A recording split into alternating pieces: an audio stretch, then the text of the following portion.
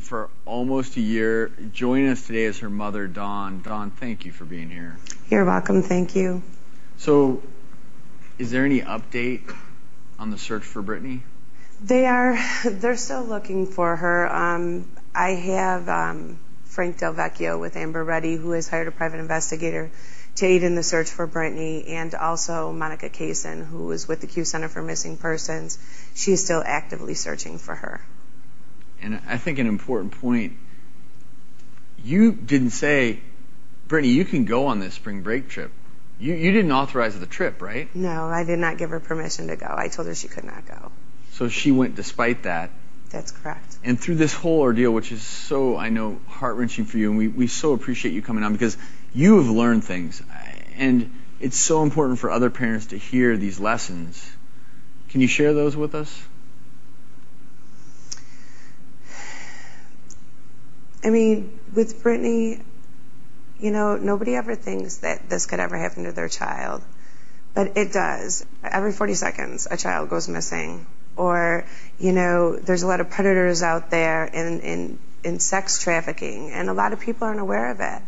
And it's just become such an epidemic. There's just a lot of people that you think that would never do anything to your child or hurt your child. There are people out there like that. Any tips for parents? You know, my tip for the parents would be, you know, keep in contact with your child.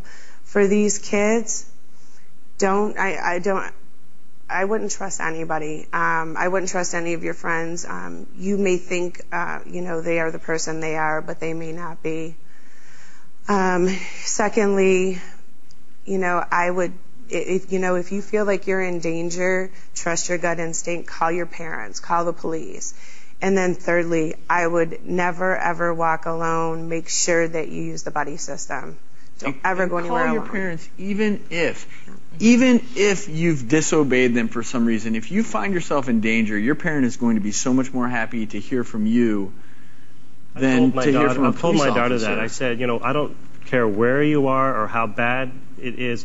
Don't ever be afraid to call me, because if you need to call me and say, Dad, come pick me up, don't ask any questions, I'll do it, and things will be okay, and I won't come down on you if you just call me and get out of that situation. And there's some other safety tips that you can see on the screen here. Have a meeting spot for your group. If you get separated, you can kind of come back to that place.